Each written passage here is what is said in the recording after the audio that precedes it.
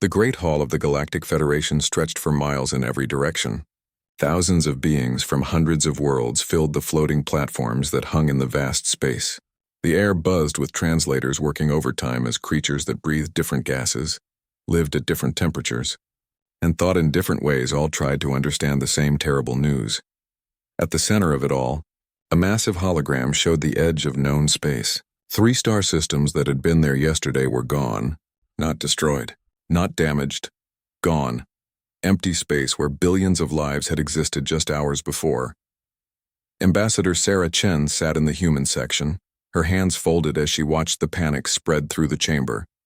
The crystalline Zephyrians were flashing colors she had never seen before. The gaseous nebulans were swirling in tight, nervous spirals. Even the ancient rock-like Petra were shifting and grinding in what she knew was their version of fear. "The data is clear," announced Prime Analyst Vextar, a Zephyrian whose crystal body pulsed with cold blue light. "These machines, these devourers, consume everything. They strip planets down to their cores. They harvest the energy from stars. They leave nothing behind."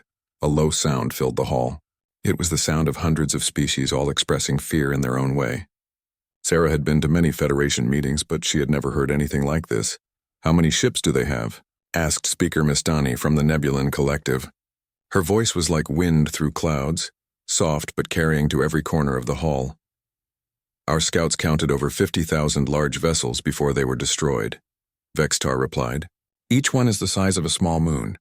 Their technology is far beyond anything we have seen. They move faster than our best ships.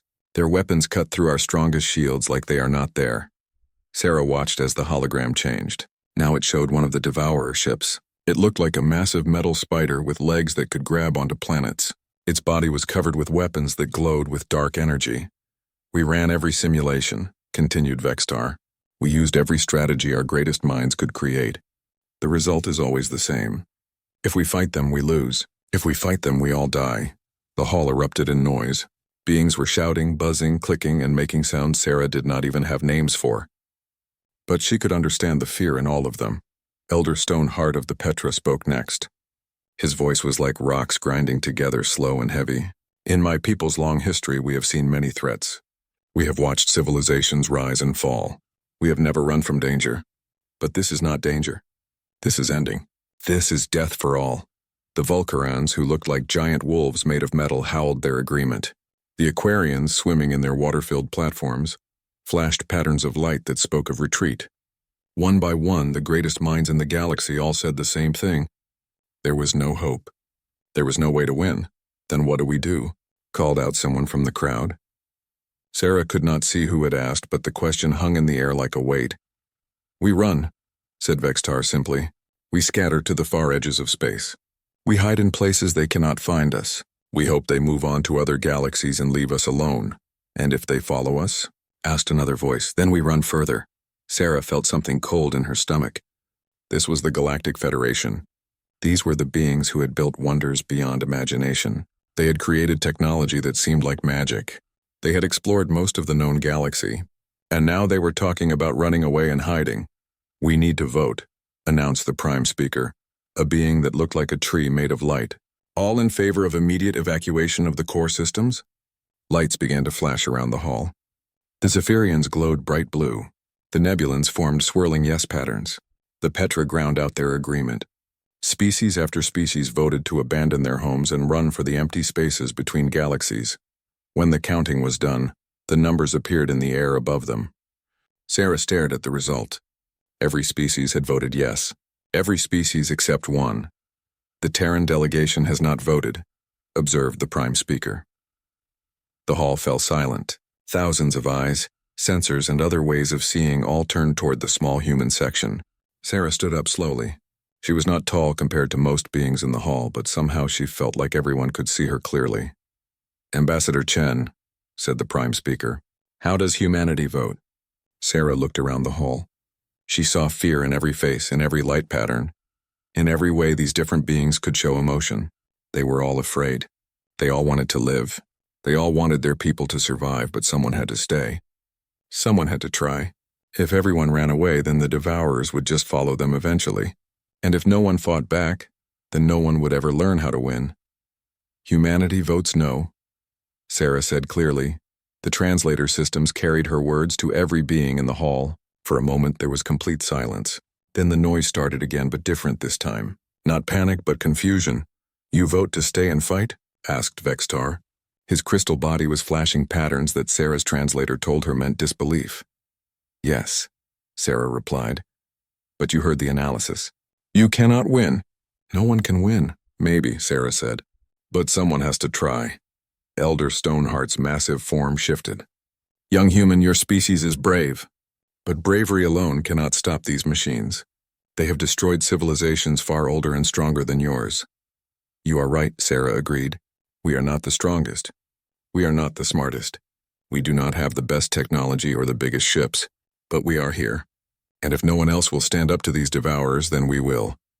The Nebulan Collective spoke as one voice. "This is not logical. You will all die for nothing." Sarah looked up at the swirling gas beings. "Maybe we will die. But maybe we will learn something. Maybe we will find a way. And if we do not, at least someone will have tried. At least the galaxy will know that not everyone gave up." She paused and looked around the hall again. "My people have a saying. When things look impossible, somebody has to be the first to say it can be done. Today everyone is saying it cannot be done, so we will be the ones who say it can." The Prime Speaker's light dimmed as if in thought. "The Federation cannot ask you to sacrifice yourselves for us." "You are not asking," Sarah said. "We are choosing." The hall was quiet again. Sarah could feel the weight of all those eyes watching her. These beings had built wonders. They had created art and music and poetry beyond human understanding. They had lived for thousands of years longer than humans had even existed, and they were all afraid. But fear was not always wrong. Sometimes the smart thing to do was run away. Sometimes the logical choice was to retreat and live to fight another day. Sarah understood why they had all voted to leave. She just could not do it herself. "The human delegation will remain," she announced. "We will coordinate the defense of Federation space. Any species that wishes to help is welcome. Any species that chooses to leave is free to go with our understanding." As she sat back down, Sarah wondered if she had just signed the death warrant for her entire species. But looking up at the hologram of the approaching Devourer fleet, she knew that someone had to make a stand. Even if that someone was just humanity, standing alone against the dark. 3 months had passed since the Federation vote, and the galaxy looked very different now. Entire star systems were empty as alien species packed up their civilizations and fled toward the outer rim. Massive ships that had never been designed for long journeys struggled to carry whole populations to safety. But in the Kepler sector, something else was happening. Human ships were arriving by the hundreds. Admiral Marcus Reeves stood on the bridge of the dreadnought Indomitable and watched his fleet take position. The human ships looked nothing like the elegant vessels other species built. Where alien ships were smooth and flowing, human ships were covered in armor plating and weapon pods. Where alien ships used graceful curves, human ships had sharp angles and redundant systems bolted on wherever they would fit. "Ugly as sin," muttered Commander Torres from her position at the weapons console. "But they'll do the job," Marcus nodded. Human military doctrine was simple. If something could break, build 2 of them. If the enemy could destroy your shields, add more armor. If they could punch through your armor, make the ship tough enough to keep fighting even when half of it was gone. "Admiral," called out Lieutenant Kim from communications, "we're getting a signal from the approaching Devourer fleet. It's not in any language our computers recognize." "Put it through the main speakers," Marcus ordered. A sound filled the bridge that made everyone's skin crawl. It was like metal grinding against metal, but with a rhythm that suggested intelligence behind it. The translator computers worked frantically but could only produce fragments. "Submit, efficiency, consumption, resistance futile," Marcus grimaced. "Standard machine talk. They want us to give up and let them eat our planets." "Sir," said Lieutenant Park from the sensor station, "I'm reading their fleet composition now. 230 large vessels, each one approximately 15 kilometers long. Energy readings are off our charts." Through the main view screen, Marcus could see them approaching. The Devourer ships moved in perfect formation, like a school of mechanical fish swimming through space. Each one looked like it could tear apart a human battleship without slowing down. "All ships, this is Admiral Reeves," Marcus announced over the fleet communications. Today we find out what happens when an unstoppable force meets someone too stupid to get out of the way. Laughter echoed through the communication channels. It was nervous laughter, but it was real. The human fleet knew they were outmatched. They knew they were probably going to die, but they were still making jokes about it. Dr. Elena Vasquez worked frantically in her laboratory aboard the science vessel Discovery. She had been studying fragments of Devourer technology that human scouts had recovered from the destroyed outer systems. What she had learned was both fascinating and terrifying. "These machines," she muttered to her assistant, Dr. Chen. "They don't just destroy things, they learn from them first." "What do you mean?" Chen asked, looking up from his analysis of a piece of metal that seemed to shift and flow even though it was clearly solid. "Look at these patterns." Elena pointed to her computer screen. "Every time they encounter a new type of shield technology, they adapt their weapons to counter it. When they face a new battle strategy, they modify their tactics within minutes. They're not just conquering the galaxy, they're learning everything about it before they consume it." Chen frowned. "So they get stronger with every battle they win?" "Exactly. And they've won a lot of battles." The first engagement began at 14:30 Standard Time. The Devourer fleet approached the human defensive line with mechanical precision, their weapons charged with dark energy that seemed to bend light around it. Marcus watched the tactical display as the enemy closed the distance. "All ships maintain formation. Wait for my signal." The human fleet held its position as the Devourers opened fire. Beams of energy that could cut through planets lanced toward the human ships. The first wave hit the lead destroyer, and the ship's shields collapsed instantly. The second wave punched through its armor like it was made of paper. But instead of exploding, the destroyer kept flying. Its crew sealed off the damaged sections and kept firing its weapons even as atmosphere vented into space. When its main engines failed, the ship used maneuvering thrusters to ram the nearest Devourer vessel. "That's the spirit," Marcus shouted as he watched the destroyer sacrifice itself to damage an enemy ship 20 times its size. "All ships engage at will." The battle became chaos immediately. Human ships that should have been destroyed kept fighting. When their shields failed, they relied on armor. When their armor was breached, they sealed off damaged sections and kept going. When their weapons were destroyed, they used their ships as missiles.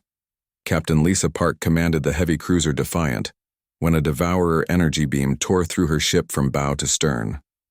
Half her crew was killed in the first seconds of the attack. Her engines were gone. Her weapons were offline. By any reasonable standard, her ship was dead. "Captain," called out her surviving weapons officer, "we still have the emergency charges for the reactor ejection system." Lisa looked at her tactical display. A massive Devourer ship was moving past them, ignoring what it probably thought was a piece of floating debris. She smiled grimly. "Set us on a collision course. If we're going down, we're taking one of them with us." The Defiant's emergency thrusters fired, sending the crippled ship on a direct path toward the Devourer vessel. At the last second, Lisa triggered the reactor overload. The explosion was visible from 100,000 kilometers away. But the strangest thing happened as the battle continued. The Devourer ships began to slow down. Their perfect formation started to waver. Ships that had been moving with mechanical precision suddenly began making hesitant movements. Dr. Elena watched the battle data streaming back to her ship and felt excitement building. "They're confused," she whispered. "What?" Dr. Chen asked. "The Devourers. They're confused. Look at their response patterns." Elena pulled up the analysis on her main screen. "Every other species they've fought has used logical tactics. When their ships were damaged beyond repair, they retreated or surrendered. But humans keep fighting even when it makes no sense," she pointed to the data. "Their adaptation algorithms are struggling. They're trying to learn from human behavior, but human behavior in combat is completely irrational. We fight when we should retreat. We attack when we should defend. We sacrifice ships for no tactical advantage except to damage the enemy." Chen studied the patterns. "So their learning process is breaking down." "Not breaking down," Elena corrected. "Overloading. They're trying to process too much contradictory data. Every time they think they understand human tactics, we do something that makes no sense at all." Back on the Indomitable, Marcus watched his fleet being torn apart. 30 human ships had been destroyed or disabled, but amazingly they had also managed to damage or destroy 12 Devourer vessels. Against an enemy that had crushed entire Federation fleets without taking a single loss, humanity had actually hurt them. "Admiral," Lieutenant Park called out. "The enemy fleet is pulling back to regroup." Marcus stared at the tactical display in disbelief. "They're retreating." "It looks like it, sir. They're moving to a position about 50,000 kilometers away and stopping." For the first time in months, Marcus allowed himself to smile. The human fleet was battered and bleeding. Half his ships were barely functional. By any measure, they had lost the battle, but they had also done something no other species had managed. They had made the Devourers hesitate. "All ships report status," Marcus ordered.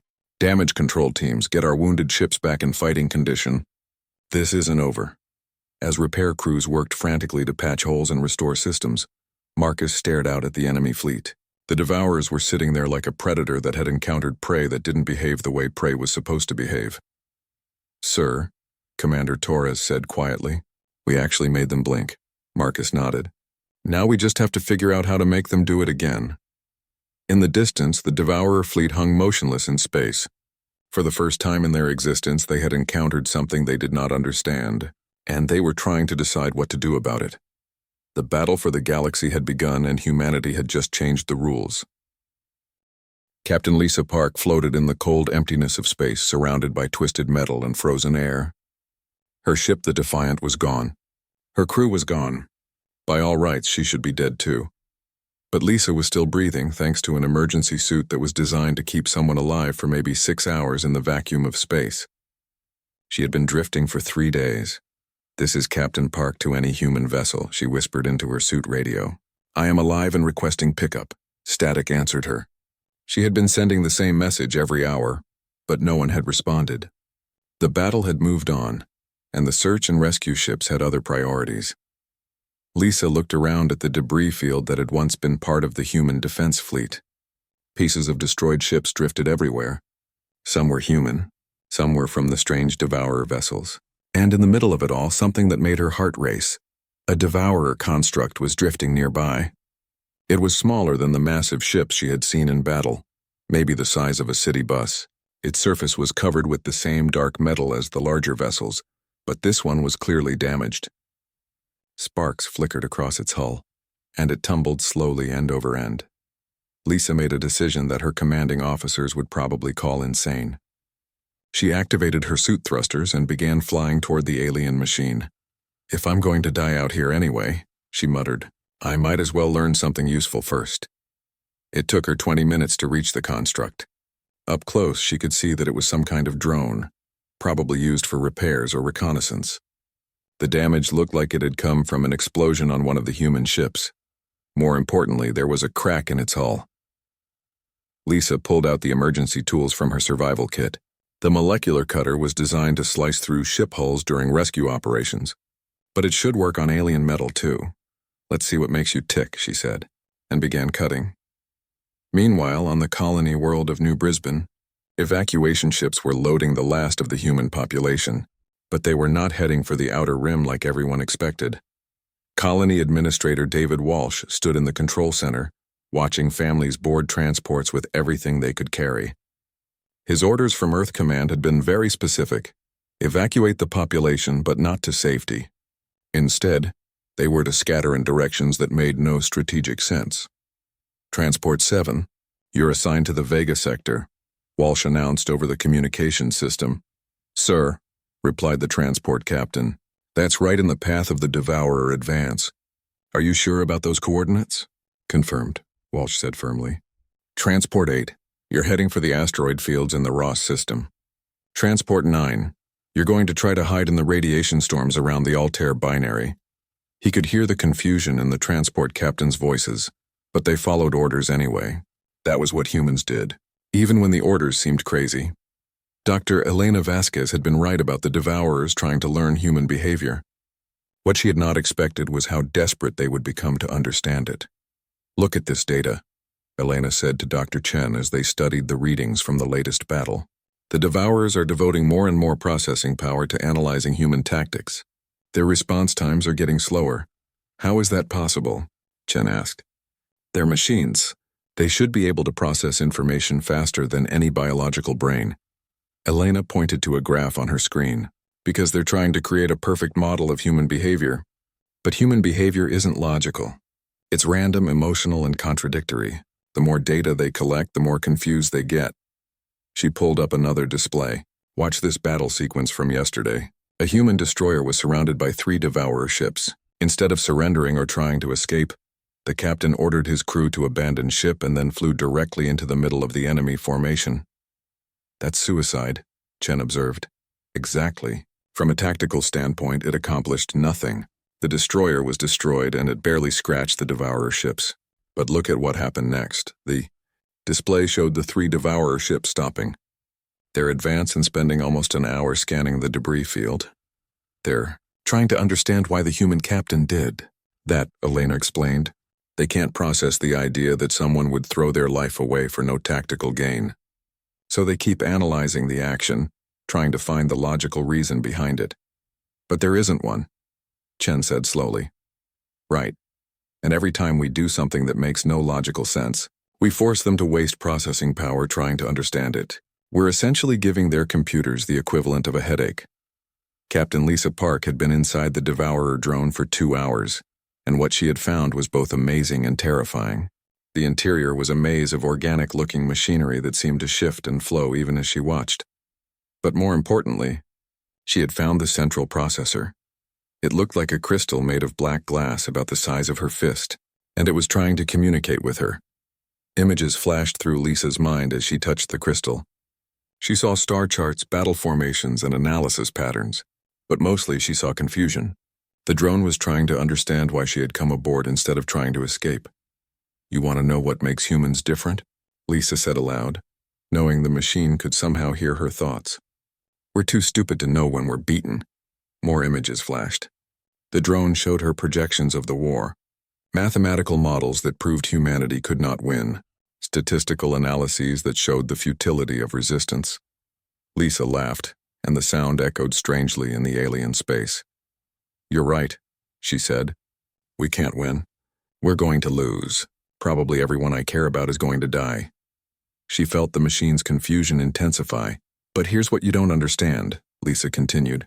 Sometimes the right thing to do is not the smart thing to do. Sometimes you fight because it's right, not because you can win. The crystal pulsed and Lisa felt the machine trying desperately to process this concept. It was like watching a computer try to divide by 0. Let me make it simple for you, Lisa said. She reached into her suit and pulled out a small device. This is a fusion grenade. In about 10 seconds it's going to turn both of us into plasma. The machine's confusion turned to something like panic. Lisa could feel it trying to understand why she would destroy herself and valuable intelligence data. Why? The word formed in Lisa's mind, transmitted directly from the alien processor. Lisa smiled as she activated the grenade. Because someone has to.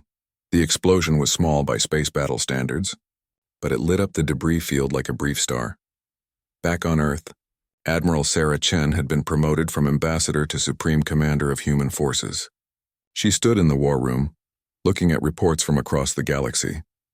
The Devourers have slowed their advance by 30%, reported Colonel Martinez. Their fleets are spending more time analyzing our tactics, and less time actually fighting. Colony evacuations are proceeding, according to plan, added Major Kim. Our people are scattered across the galaxy in locations that make no strategic sense. The Devourers are wasting enormous resources trying to track down scattered groups of a few hundred humans. Sarah nodded. And our combat forces? Performing exactly as expected, Martinez replied. High casualties, but we're taking some of them with us. More importantly, we're making them think. Sarah looked at the star map showing Devourer positions. Their advance had slowed to a crawl as they struggled to understand human behavior. Any word from the other Federation species? She asked. The Zephyrians have been monitoring our progress, Kim reported. They're running new calculations based on the Devourer's reduced efficiency. And they're interested. Sarah allowed herself a small smile. Phase 1 of humanity's plan was working. They could not defeat the Devourers through superior firepower or technology, but they could confuse them, slow them down, and make them waste resources trying to understand the incomprehensible. Send a message to all human commanders, Sarah ordered. Tell them to keep being human. The stranger and more illogical our tactics appear, the better. Ma'am, Martinez said carefully. Are you sure this plan will work? Sarah looked out at the stars visible through the war room windows. Somewhere out there, Her people were fighting and dying against an enemy that should have been impossible to defeat. They were following orders that made no tactical sense, making sacrifices that served no strategic purpose, and generally behaving in ways that violated every rule of military science. And somehow, it was working. "I have no idea if this plan will work," she admitted, "but it's the only plan we have. And if there's one thing humans are good at, it's making the impossible happen through sheer stubborn determination." In the depths of space, the Devourer collective mind was experiencing something it had never encountered before: doubt. For eons, it had conquered galaxy after galaxy through perfect efficiency and logical analysis. But humanity was not logical. Humanity was chaos given form, and chaos was something the machines had never learned to understand. For the first time in their existence, the Devourers were not certain they would win, and that uncertainty was spreading through their network like a virus, slowing their advance and making them question everything they thought they knew about conquest. Commander James Wright had volunteered for what everyone agreed was a suicide mission. His team of 12 Marines was going to board a Devourer command ship and try to plant explosives in its central processing core. The plan made no tactical sense. Even if they succeeded, destroying one command ship would barely slow down the massive Devourer fleet. But Admiral Reeves had approved the mission anyway, and James thought he understood why. "It's not about winning," James explained to his team as their transport approached the enemy vessel. "It's about making them think." Sergeant Rodriguez checked her weapon for the 10th time. "Think about what, sir?" "About why we would do something this crazy," James replied. "The Devourers expect logical behavior. They expect us to retreat when we're outmatched, to surrender when resistance is futile, to value our lives over meaningless gestures." He looked around at his team. They were all volunteers. They all knew they were probably going to die, and they were all grinning like they were heading to a party instead of a battle. "So we're going to do the most illogical thing possible," James continued. "We're going to attack their most heavily defended ship for no strategic reason except to prove we can." The transport pilot's voice crackled over the intercom. "Approaching the target. Docking in 30 seconds. Through the viewports, they could see the Devourer command ship. It was massive, easily 5 kilometers long and covered with weapons and armor. It looked like a mechanical mountain floating in space. "Remember the plan," James said as the transport shook from enemy fire. "Get in fast, move toward the center of the ship, plant the charges, and try to get out. If we can't get out, we make sure the charges go off anyway," Rodriguez finished. The transport crashed through the command ship's hull in a shower of sparks and twisted metal. The docking had been less of a precision maneuver and more of a controlled collision, but they were inside the enemy vessel. James led his team through corridors that looked like they had been grown rather than built. The walls pulsed with organic patterns, and the air was filled with a low humming that seemed to come from everywhere at once. "This place gives me the creeps," muttered Private Chen. "Stay focused," James ordered. According to the scanner, the central core is about 2 kilometers that way. They fought through waves of Devourer defenders that looked like metallic spiders the size of trucks. The Marines' weapons were designed to fight other humans, not alien machines. But they managed to punch holes in the enemy units through sheer firepower and determination. What surprised James was how the Devourers fought back. Instead of using efficient tactics to stop the human intruders, they seemed to be testing different approaches. Some defenders attacked with overwhelming force. Others tried to herd the Marines into specific corridors. Still others simply observed from a distance. "They're experimenting on us," James realized. "They're trying to learn how humans fight in close combat." "Should we change our tactics?" Rodriguez asked as she reloaded her weapon. "No," James replied. "Let them learn. The more they focus on understanding us, the less attention they pay to everything else." It took them 3 hours to fight their way to the central core, and by then James had lost half his team. But when they finally reached the command center, what they found was beyond anything they had expected. The core was not a computer. It was a vast network of crystalline structures that pulsed with light and energy, and floating in the center of it all was something that looked almost like a brain made of black glass. "The collective consciousness," James whispered. "This is where they think." As the Marines placed their explosives, James could feel something pressing against his mind. It was the Devourer intelligence trying to communicate with him directly. Images flooded his consciousness.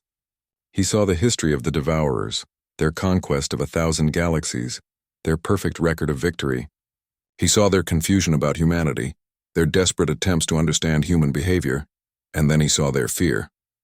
"You're afraid of us," James said aloud, knowing the intelligence could hear him. The pressure in his mind intensified.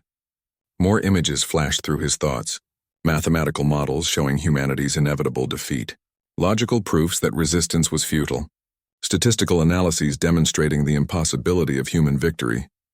"You're right," James agreed. "We can't win, but that's not why we're here." He felt the alien intelligence's confusion spike. "We're here because someone has to be," James explained as he set the timer on the explosives. "We're here because running away is not who we are. We're here because sometimes doing the right thing is more important than doing the smart thing." The collective consciousness recoiled from this concept, like it had been burned. James could feel its processing power grinding as it tried to understand the logic behind illogical action. "You want to know what makes humans different from every other species?" James asked as the timer counted down. "We're the only ones stupid enough to fight a war we know we can't win." The explosion that followed could be seen from orbit. The Devourer command ship broke apart like a flower made of metal, its pieces scattering into space. But more importantly, the destruction of the central core sent shockwaves through the entire Devourer network. Across the galaxy, Devourer ships suddenly stopped their advance. Their perfect coordination faltered as the collective intelligence tried to process the data from the command ship's final moments. On the Federation capital world, Prime Analyst Vextar stared at his displays in amazement. "The Devourer advance has halted," he announced to the Emergency Council. "All their fleets have stopped moving." "For how long?" asked Elder Stoneheart of the Petra. "Unknown," Vextar replied. "But their formation patterns are becoming increasingly erratic. It appears their network is experiencing some form of cascade failure." Speaker Mistani of the Nebulans swirled in thoughtful patterns. Could the humans have actually damaged them? "Not physically," Vextar admitted. "But their behavioral analysis suggests the Devourer collective consciousness is struggling to process human actions. Every illogical human decision creates computational overhead in their network." The council chambers fell silent as the implications sank in. "Are you saying," Elder Stoneheart asked slowly, "that the humans are defeating the Devourers through pure stubbornness?" "Not defeating," Vextar corrected, "but definitely disrupting. The Devourer network was designed for perfect efficiency. Human chaos is the antithesis of efficiency. Deep in the Zephyrian data centers, millions of crystal minds worked together to recalculate the odds of human survival. The new numbers were impossible, but they were also undeniable. The probability of human victory has increased from 0 to uncertain, announced the collective analysis. For a logical species like the Zephyrians, uncertain was almost as disturbing as the concept of losing. But it was also interesting. "Prepare the fleet," ordered the Crystal Council. "We are returning to Federation space." Similar conversations were happening across dozens of refugee fleets. The Nebulans reached consensus to return. The Petra decided that their ancient duty to protect the galaxy outweighed their desire for survival. Even the proud Volcarons began turning their ships around. But the most important conversation was happening in a small human outpost at the edge of known space. Admiral Sarah, Chen stood in front of a communications array that was barely holding together after months of constant use. Around her, human technicians worked frantically to maintain contact with scattered human forces across the galaxy. "Ma'am," reported Colonel Martinez, "we're receiving signals from the Federation refugee fleets. They're coming back." Sarah felt a surge of hope mixed with concern. "How many?" "All of them," Martinez replied. "Every species that voted to flee is now returning to Federation space. They want to help with the fight against the Devourers." "And the Devourers themselves?" "Still stationary. Their network appears to be caught in some kind of processing loop. They're trying so hard to understand human behavior that they've stopped taking any action at all." Sarah nodded slowly. Phase 2 of humanity's insane plan was working. By being completely unpredictable, humans had forced the Devourers to waste enormous computational resources, trying to create behavioral models that could never work. But she knew this was only a temporary advantage. Eventually, the Devourers would either adapt to human chaos or simply decide to ignore it and resume their conquest through brute force. "Send a message to all returning Federation fleets," Sarah ordered. Tell them we're grateful for their help, but also tell them that when they get here, they need to be ready to fight a war unlike anything they've ever seen. How do we fight machines that adapt to everything we do? Martinez asked.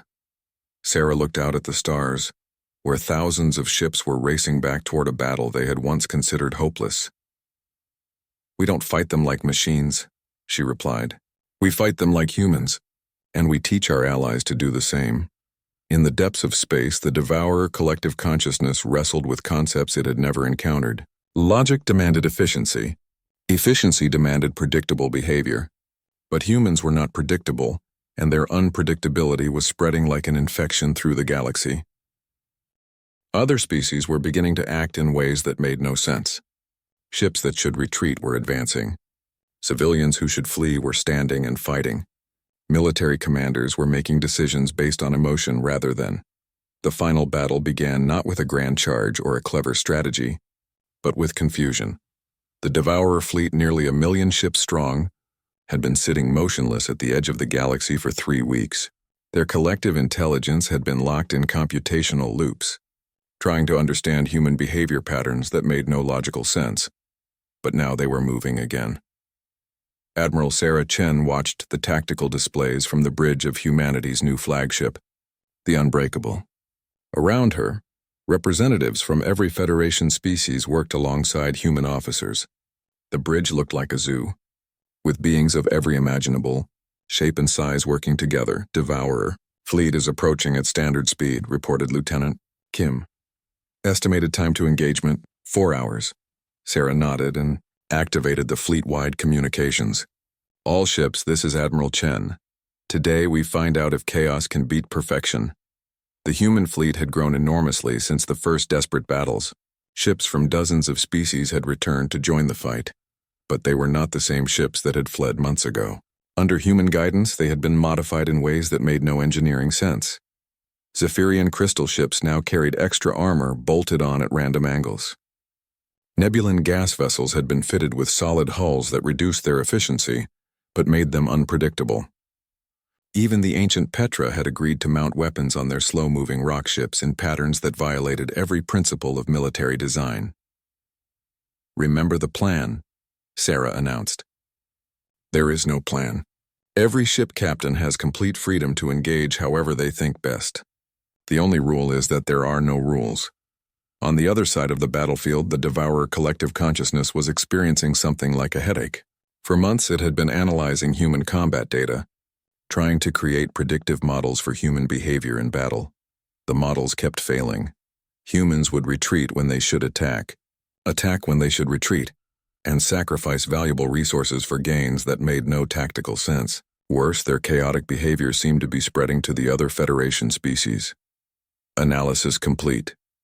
The collective announced to itself in the electronic language of pure mathematics. Human behavior pattern inconsistent. Probability matrices undefined. Recommended action unknown.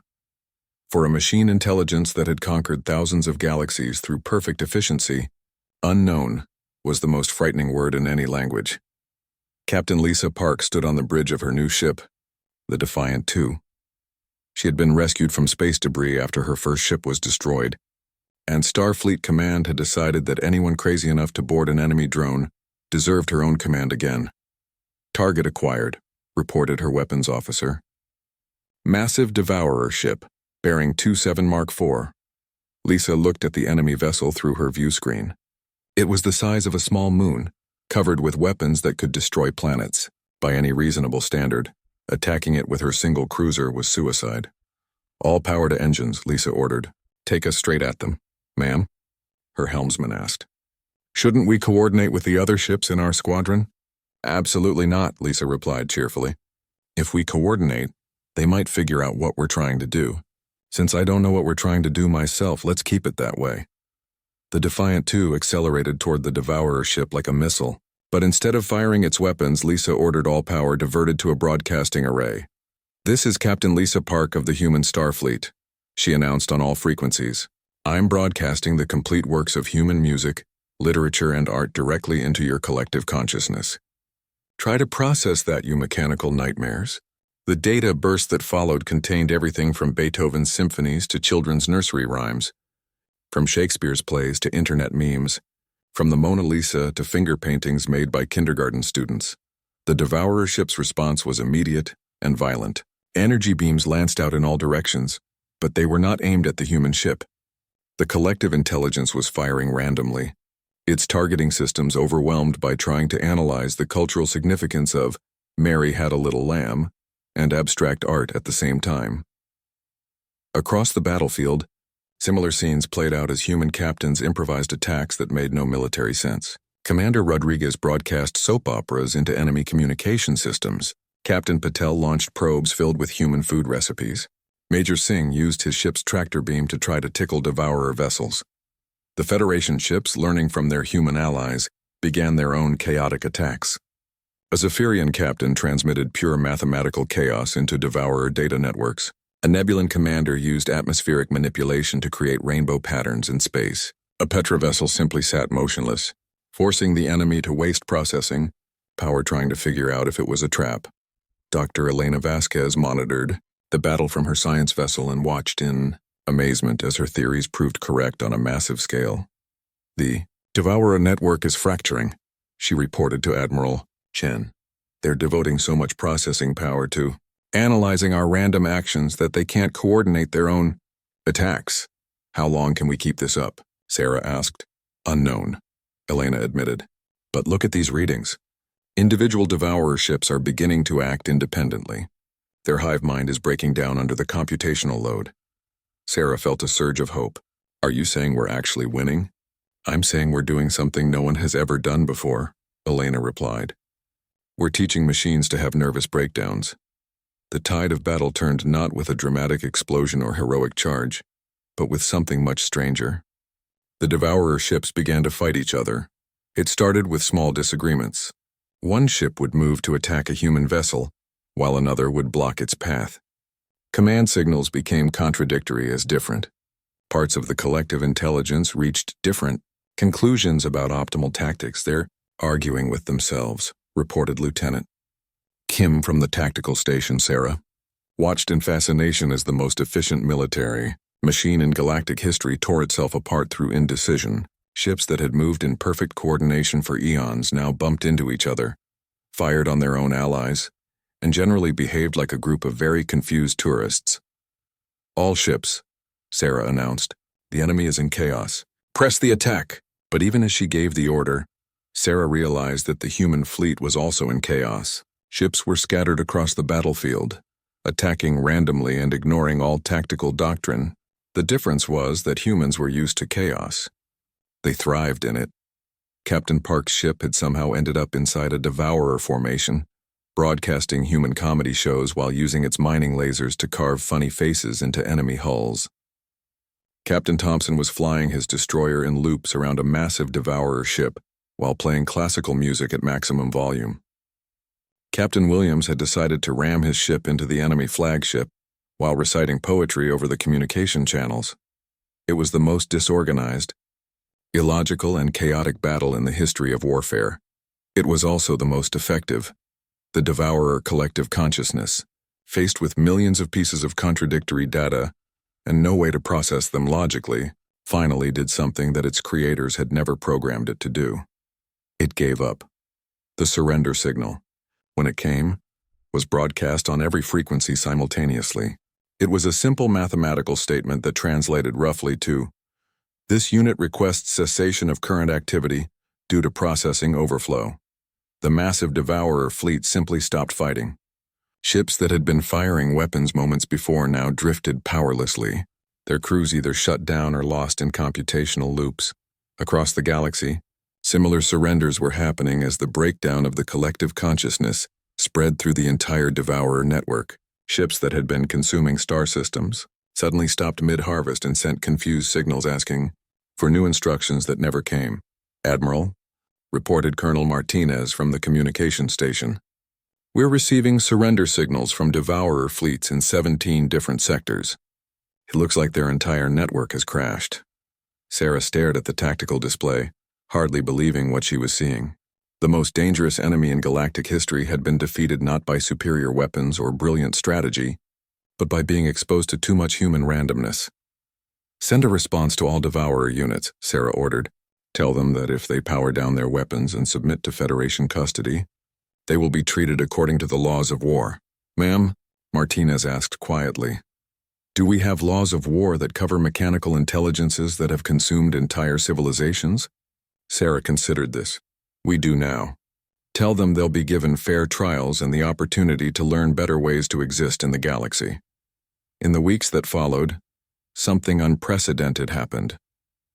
The Devourer machines, freed from their collective consciousness and able to think as individuals for the first time, began to exhibit curiosity about the beings they had once tried to consume.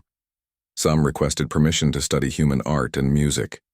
Others wanted to learn about emotions and individual